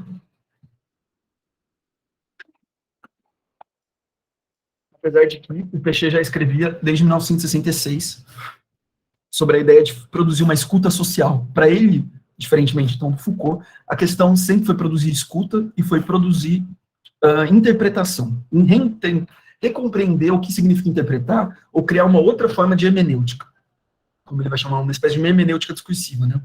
Uma filosofia da interpretação discursiva, uma filosofia discursiva da interpretação. Então, eu vou considerar efetivamente, não esse primeiro trabalho dele, que ele assume com um pseudônimo em 66, de Thomas Herberg, mas o que ele produz, onde ele propõe a ideia de uma semântica discursiva, que é em 1969, quando ele publica a Análise Automática do Discurso. Lembrando, então, que nesse mesmo ano, que o Foucault vai publicar a Arqueologia do Saber, o que vai ressoar lá em 1971, no texto A Semântica e o Corte Sociliano, que é quando aparece pela primeira vez o conceito de formação discursiva dentro da análise do discurso. Tá? E essa análise automática do discurso, ela tem esse nome porque ele era um projeto do Pechet que tinha duas linhas enfim, queria atacar dois frontes, principalmente. Por um lado, atacar uma semântica idealista, que ele encontrava tanto na semiologia, na filosofia da linguagem, na lógica, na pragmática, enfim, uma forma idealista do sujeito, do conhecimento e do sentido, sempre um sentido unívoco, um sentido idêntico a si mesmo, enfim. E o outro lado era conseguir fazer isso, que isso se informatizasse. Criar, então, um aparelho, um dispositivo informacional que fosse capaz de produzir essa interpretação diferencial que ele estava propondo, né, entre as sequências discursivas. Ele estava, enfim, como ele estava propondo organizar ali a sua discussão, enfim, a sua análise, né? É nessa análise automática do discurso, que ainda muito pouco influenciado pela teoria da ideologia muito pouco não, basicamente não influenciado pela teoria da ideologia do Althusser, que ele só lançou em 1970, que ele vai propor que o discurso é um efeito de sentido entre dois falantes. Isso foi falado aqui na aula passada, e relendo os textos, isso é uma coisa que eu acho interessante falar, ou pelo menos se propor isso, é a ideia de que essa primeira formulação de 1969, ela não é mais, ela deixa de ser, digamos assim, trabalhada a partir de 1971. Ele muda completamente, não muda completamente, ele ainda considera o discurso como uma produção de sentido, mas a ideia entre interlocutor A e B, ou seja, uma questão intercomunicativa, né, em que vai ter a imagem, que ele faz tenta fazer toda uma representação formal do que seria a imagem do locutor B, qual é a imagem que o locutor A tem do locutor B, e qual é a imagem que o locutor B tem do locutor A, então como que o locutor A imagina que o locutor B vê o locutor, enfim, toda uma rede de questões, é uma coisa que ele abandona, e ele vai tratar o discurso como uma existência material da ideologia,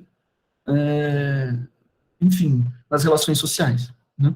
Basicamente isso, é o sentido, é o efeito de sentido como materialidade discursiva da ideologia, como uma forma de materialização da ideologia. Ela pode se materializar de outras formas, uma delas é pelo discurso, beleza? Principalmente no que ela se relaciona com o sentido. Dito isso, é importante ressaltar que, se a análise do discurso, a análise automática, ela é proposta em 1969, ela é completamente reformulada, ou ela é revista, ou ela se encontra com aparelhos ideológicos do Estado, do Althusser, a teoria das ideologias, e ela nunca mais se separa. O Althusser, não só, obviamente, a teoria aqui dos aparelhos ideológicos, mas todo o desenvolvimento teórico posterior acompanha e é um grande interlocutor do Piaget durante todo o percurso teórico dele, beleza? Inclusive, o Piaget foi aluno do Althusser, frequentou, acho que eu já falei isso, os seminários dele na Escola de Altos Estudos em Ciências Sociais, mas também frequentou no Centro Nacional de Pesquisa francês os laboratórios do Canguilhem, que foi o orientador do Foucault. Então ele também tinha uma certa relação com a história da epistemologia da ciência. Também era leitor de Bachelard, então ele também tinha preocupações análogas, quando ele publica Análise Automática do Discurso, com as problemáticas do Foucault. Eles estavam, em certo sentido, no mesmo ambiente intelectual, mas eles têm propostas muito diferentes, onde Foucault vê um problema com o marxismo, Piaget não reivindicando uma ciência régia, isso ele está muito claro em 1983, ele vai tentar reformar, enfim, ele usa essa palavra, mas ele vai tentar combater o idealismo dentro do marxismo e esse desejo, né, de poder dentro do marxismo, para que o marxismo seja uma disciplina cada vez mais própria do povo e mais, enfim, menos, e possa produzir escutas daquilo que o poder, em certo sentido, estaria pagando. Mesmo que o poder, para ele, assim como para o Althusser, esteja muito ainda vinculado à ideia do Estado, beleza? Então, em 71, ele propõe a semântica e o código saussuriano. Esses dois, a AD69 e o código saussuriano, talvez sejam os textos que fundamentam a análise do discurso e que vão ser revistos posteriormente, né, quando ele começa a escrever com a Catherine Fuchs, a propósito da análise automática do discurso, perspectivas e atualizações, em que eles revêem algumas dessas propostas. Esse texto, apesar de ter sido publicado em 75, ele foi escrito em 72, 73, e ele publica também em 75 o grande livro dele, o Semântica e Discurso, em que ali está realmente colocado o que é a teoria discursiva e o que é fazer análise do discurso. Ali ele, retomando tudo aquilo que ele havia dito, retomando alguns conceitos, reformulando outros, ele propõe efetivamente qual seria o programa dele, o que vai, enfim, tudo que vem depois dos problemas que ele coloca, já estavam desenhados minimamente ali, mesmo que com alterações, mesmo que também não de uma forma idêntica a si mesma, mas são desdobramentos desse primeiro texto, não, desse texto, enfim, fundamental, que organiza a obra dele, né? Essa minha fala, esse meu tempo, ela está organizada a partir de um livro que chama A Inquietação do Discurso, relê Michel Piaget hoje, publicado em 89, escrito pela Denise Maldidier, que foi uma colega do Piaget, trabalhou com ele a partir dos anos 70, e foi colega com ele até a morte dele, até o fim da carreira dele, em 1974. E ela resolveu escrever esse texto, e ela fala que de 1969 a 75 foi a construção da teoria discursiva e das primeiras tentativas, que ela chama. E aí ela fala que de 76 até 1980, com a realização do colóquio Materialidades Discursivas, as primeiras proposições, vai até 75, a época de tentativas, que é quando ele começa justamente a reformular tudo aquilo que ele havia construído, a encarar os problemas, enfim, agora com uma teoria da ideologia, uma teoria do discurso atravessada, por um lado, pela teoria linguística, por outro, pela teoria das ideologias marxistas e arregimentada na teoria do inconsciente lacaniana, principalmente, ele começa a tentar interferir nesses campos a partir desse entrecruzamento que seria a teoria do discurso e enfim, que ele teria formulado em 75. Desses desdobramentos, o que eu vou trazer é o Remontemos de Foucault e Spinoza, que é quando ele vai retomar a noção e vai criticar a noção de formação discursiva e reafirmar a preocupação e o compromisso dele com a ideia de contradição. E o outro texto, que é de 78, que é só a causa daquilo que falha, que ele é uma retificação, um anexo escrito por Piaget, escrito em 78, mas publicado em 82, na versão inglesa do Semântica e Discurso. Então ele está dialogando necessariamente com algumas teses finais do Semântica e Discurso, principalmente a ideia de como ele colocou, como ele transpôs a interpelação ideológica para a formação do inconsciente. E aí ele está tentando colocar, identificar que essas coisas não são sobreponíveis como ele supunha, né? Então, é por isso que, inclusive, a partir de 1980, aquilo que ele chamava de uma teoria do discurso, ou a tríplice aliança, a tríplice entente, ou cidadela teórica, que seria justamente o encontro entre a teoria psicanalítica, a teoria marxista e a teoria linguística, ele vai falar que bom, não é possível sobrepor essas linhas, porque elas falam de coisas diferentes. Ele vai falar, só existe um real da história, um real da língua e um real do inconsciente, então não é possível sobrepor, é possível entender que elas falam de fenômenos, ou elas falam a partir de coisas parecidas, a ideia do sentido, da linguagem, enfim, e do sujeito, mas que elas têm cada um seu objeto, e que é preciso, uma fricção entre esses objetos, realmente produzir uma teoria discursiva. A teoria, então, não estaria na conciliação a teoria discursiva, ou, enfim, o que ele vai passar a chamar de materialidades discursivas, análise das materialidades discursivas, estaria não no recobrimento dessas três disciplinas, mas no choque entre elas, no que elas dizem cada um do seu real e do seu objeto. Enfim, de 1980 até 1984, que é a fase final, que seria a fase das fases da desconstrução domesticada, que é quando ele vai realmente vai chamar de pôr fogo na cidadela teórica e, enfim, reformular tudo aquilo que ele tinha visto como uma espécie de uma homogeneidade, uma unidade, o que estava indo bem demais, que ele chama, dentro da teoria dele, e vai começar a reassentar a disciplina da análise do discurso, não como a dona da teoria discursiva, mas como uma das disciplinas possíveis de abordar o discurso, né? Ao lado, então, ele abre, justamente o marco, coloca materiais discursivas, é um marco, porque ele abre essa disciplina que até então vinha de um viés muito forte de crítica linguística, crítica à psicanálise, não tão crítica, mas à psicologia, principalmente, e crítica a certas vias do marxismo. Ele vai começar a abrir um diálogo maior, ele vai propor um colóquio que é marcado justamente por uma interdisciplinariedade, e vai marcar o pensamento dele justamente de abrir cada vez mais a análise do discurso para o conflito, para justamente conseguir construir essa teoria e fazer ela ir para frente, né? É muito interessante esse trajeto intelectual, se vocês quiserem ler o texto, talvez eu tenha em PDF, eu preciso ver o que eu tenho também para postar depois para vocês, mas é muito interessante, beleza? E eu vou terminar a última coisa o último texto que eu vou considerar é o último que ele escreveu em vida, que é o Discurso, Estrutura e Acontecimento, que foi um pronunciamento que ele fez em 81, se eu não me engano, publicado em 83, não, feito em 83, publicado em 88, que talvez seja o texto mais genial para mim. Se o central é semântica do discurso, o mais bonito, o mais genial é o Discurso, Estrutura e Acontecimento. Beleza? Tá, tem uns 15 minutos, eu acho que eu vou falar só desse primeiro começo. Para entender o projeto da análise de discurso, é preciso, eu acho que ele está bem claro aqui, e a gente já consegue ver o contraste radical quando ficou. E aqui está mais ou menos colocada uma primeira forma de entender qual é o objeto e a proposta de trabalho, então, da análise de discurso, né? O sistema da língua é, de fato, o mesmo para o materialista e para o idealista, para o revolucionário e para o reacionário, para aquele que dispõe de um conhecimento e para aquele que não dispõe desse conhecimento. Entretanto, não se pode concluir, a partir disso, que esses diversos personagens têm o mesmo discurso. A língua se apresenta, assim, como a base comum de processos discursivos diferenciados. Aqui que ele está propondo intervir, é a partir dessas duas unidades principais, depois vai entrar o inconsciente, mas o inconsciente entra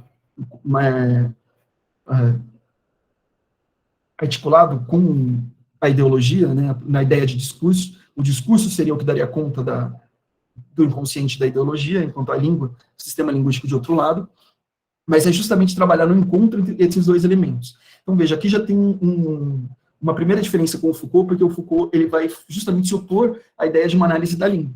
E para o Pechet isso é impossível.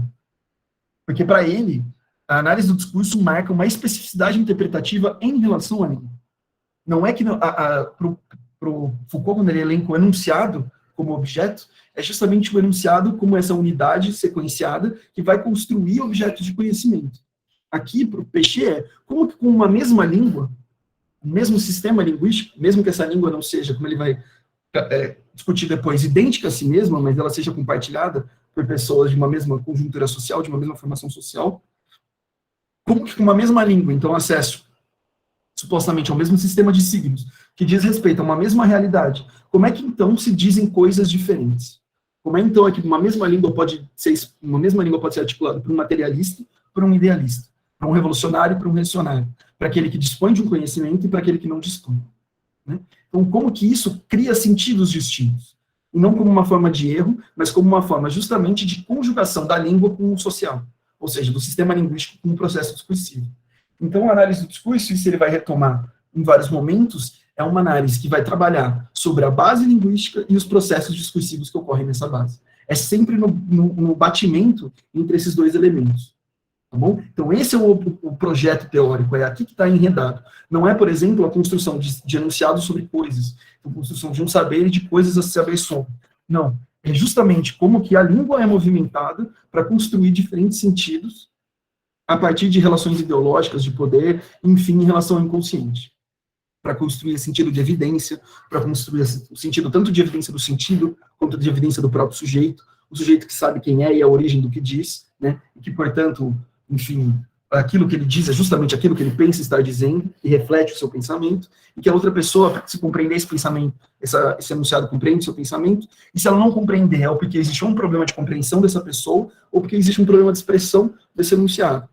É contra toda essa, tipo, que ele chama de ideologia linguística, né, de um sistema restritivo e de uma, enfim, de uma criatividade que rompe, ou de um sistema e de uma incapacidade de expressão, que ele vai combater e vai propor. Não é isso que vocês, para poder falar essas duas linhas de raciocínio, né, tanto o sistema criatividade como um par ideológico, tanto língua e imperfeição como outro tipo de par ideológico, então, enfim, lógica, língua, né, então uma linguagem, a necessidade de uma linguagem lógica, de uma linguagem falha, porque, enfim, humana, ele vai propor, você só pode trabalhar essas duas ideias se você excluir o fato de que a língua se organiza fundamentalmente a partir de processos discursivos. Que ela só é expressa a partir de processos discursivos que são sociais, certo? Por isso que, em 69, ele vai propor que o objeto para análise do discurso tenha que ser a língua e não o texto. Esse é um primeiro movimento. Por quê? Porque o texto não representa o funcionamento. O texto é um objeto dado, fechado em si mesmo, no sentido de que, bom, eu tenho esse texto, ele tem um começo e um fim, ele não funciona. O que funciona dentro dele é a língua. Então, o que precisa ser observado, como Foucault negou a obra, ele também está negando. Aqui o que precisa ser observado é a língua. Essa possibilidade, esse conjunto, esse sistema que permite a construção de enunciados e que permite, então, que os processos discursivos se desenrolem. O segundo ponto é que o sentido está necessariamente entretecido com as condições sociohistóricas. Ou seja, as condições sociohistóricas não são contingentes, mas sim constitutivas. O que isso quer dizer é que, por exemplo, a gente não pode construir uma interpretação lógica de um enunciado, desconsiderando as condições sociohistóricas, é construir efetivamente uma higienização do pensamento. Ele vai chamar disso, acho que, uma língua inatingível. É uma forma de tentar limpar o pensamento para dominar a língua e, enfim, é quase um fingimento, né? De que aquilo, então, limpando tudo, a gente consegue dizer que essa é a verdade desse sentido. O que ele vai propor é, bom, se você limpa tudo, você limpa o principal. E o que você está fazendo é repor uma espécie de um idealismo lógico, um idealismo social, idealismo linguístico, no caso da semiologia, aquilo que você retirou como condições sociohistóricas, né?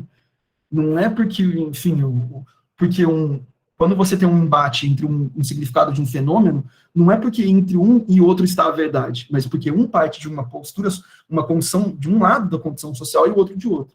Lembrando que eu falei, acho que na primeira aula, da questão da relação entre invasão e ocupação. Chamar de invasão ou de ocupação não é porque, enfim, um é mais verdadeiro do que o outro, ou um é o sentido efetivo encontrado na realidade. Não, é porque um vem de uma posição talvez mais revolucionária, né, a ideia de ocupação, e o outro mais reacionária, a ideia de invasão. Ou depende, se a gente está falando de uma invasão, enfim, de um país nazista, uma invasão na França, falar que aquilo é uma ocupação é mais reacionário. Falar que aquilo é uma invasão é mais revolucionário. Enfim, depende da conjuntura, né? A palavra ela vai tomar efetivamente seu sentido a partir das posições sociais em uma condição social, sócio-histórica, numa formação social dada, beleza? Isso é constitutivo, isso não aparece a despeito de ou como um acréscimo. Né? E negar isso, então, é entrar num idealismo em relação à língua. Ou seja, tentar buscar na língua uma solução final e prévia àquela própria enunciação de como aquilo deveria ser, e não se atentar por aquilo como aquilo realmente é, como aquilo efetivamente se expressa. Então, por mais que ele patine ao lado, né, de Foucault, em algum momento eles também se encontram. Né? O que ele está preocupado não é efetivamente, então, com um idealismo ou com aquilo que se queria dizer, mas com o que foi dito, com esse já dito, certo? E, por fim, o terceiro elemento que vai entrar em questão aí em 75 é a enunciação, como justamente o encontro entre língua e discurso. Essa enunciação, eles recusam, o Pechet, ele, de acordo com a Montdidier, ele recusa trabalhar a enunciação justamente porque, no começo, até 75, porque a enunciação estava muito, muito influenciada pelas ideias, enfim, do Benveniste, do Dubois e de outros, de Ducrot, principalmente, numa ideia de uma forma em que um sujeito da linguagem olha para o sistema linguístico e conscientemente manipula aquele sistema para construir sentido. Então, isso se dá numa relação intersubjetiva, enfim. E o que ele vai propor é tentar construir uma visão da enunciação que seja anti- ou não subjetivista da enunciação. Isso é, entender a enunciação como um momento em que o enunciador se constrói. Ele não está pronto antes da enunciação. O enunciador, aquele que é o enunciador, se constrói pouco a pouco. Ao momento que ele enuncia o não dito, e aqui a gente vai ver como se entretece com a ideia de formação discursiva, e rejeita o não dito. Ou seja, o momento que ele vai afirmando conforme um enunciado, é o momento que aquele enunciador vai se construindo, ele não pré-existe a enunciação, ele não articula um sistema nesse sentido, ele se constrói enquanto ele vai sendo dito pelo encontro de uma base linguística, de um sistema linguístico e dos processos discursivos que vão se desenrolando a partir dessa base. Tá bom? Bom, não sei se eu continuo, porque faltam 5 minutos, e é bastante coisa. Você que sabe. É, Acho que eu vou falar mais um pouquinho, então, aí a gente sai. beleza. Vai acabar a noite. Tá bom. Bastante. Sabe, mas se você tiver cansado, enfim. Não, eu acho que eu vou, Porque... eu acho que eu não vou conseguir falar o próximo tópico em 5 minutos, nem fudendo. Então. Tá. Acho melhor parar por aqui, aí depois eu continuo. Porque eu acho que essa é a parte mais importante, assim, mais importante não, é o que eu acho mais interessante da proposta, e é onde sai toda a metodologia de análise da análise de discurso, que é a ideia do efeito metafórico, da substituição contextual, das paráfrases, enfim.